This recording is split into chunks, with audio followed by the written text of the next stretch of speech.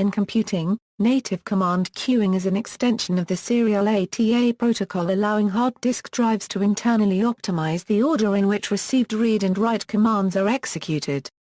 This can reduce the amount of unnecessary drive head movement, resulting in increased performance for workloads where multiple simultaneous read-write requests are outstanding, most often occurring in server-type applications. History: native command queuing was preceded by parallel ATA's version of tagged command queuing. ATA's attempt at integrating TCQ was constrained by the requirement that ATA host bus adapters use ISA bus device protocols to interact with the operating system. The resulting high CPU overhead and negligible performance gain contributed to a lack of market acceptance for TCQ. NCQ differs from TCQ in that, with NCQ, each command is of equal importance, but NCQ's host bus adapter also programs its own first-party DMA engine with CPU-given DMA parameters during its command sequence, whereas TCQ interrupts the CPU during command queries and requires it to modulate the ATA host bus adapter's third-party DMA engine. NCQ's implementation is preferable because the drive has more accurate knowledge of its performance characteristics and is able to account for its rotational position. Both NCQ and TCQ have a maximum queue length of 32 outstanding commands. For NCQ to be enabled, it must be supported and enabled in the SATA host bus adapter and in the hard drive itself.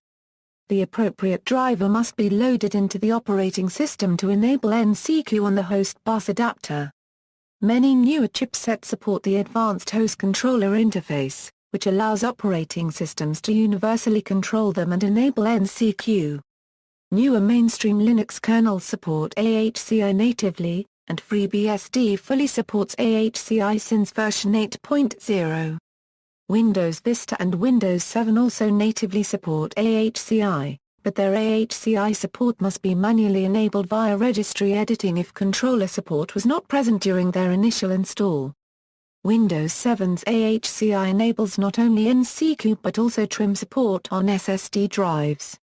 Older operating systems such as Windows XP require the installation of a vendor-specific driver even if AHCI is present on the host bus adapter, which makes initial setup more tedious and conversions of existing installations relatively difficult as most controllers cannot operate their ports in mixed AHCI/SATA legacy mode. Hard disk drives. Performance equals. A 2004 test with the first-generation NCQ drive found that while NCQ increased iometer performance, desktop application performance actually decreased. One review in 2010 found improvements on the order of 9% with NCQ enabled in a series of Windows multitasking tests.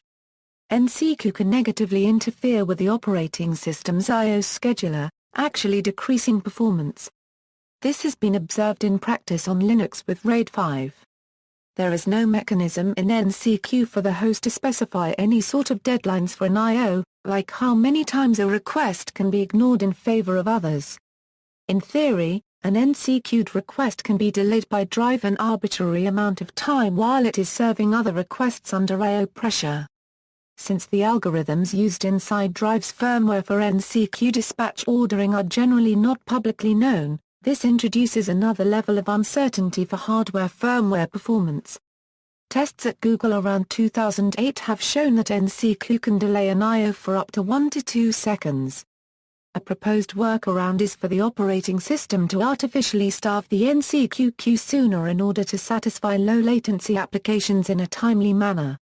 On some drives firmware, such as the WD Raptor Circa 2007, read-ahead is disabled when NCQ is enabled, resulting in slower sequential performance.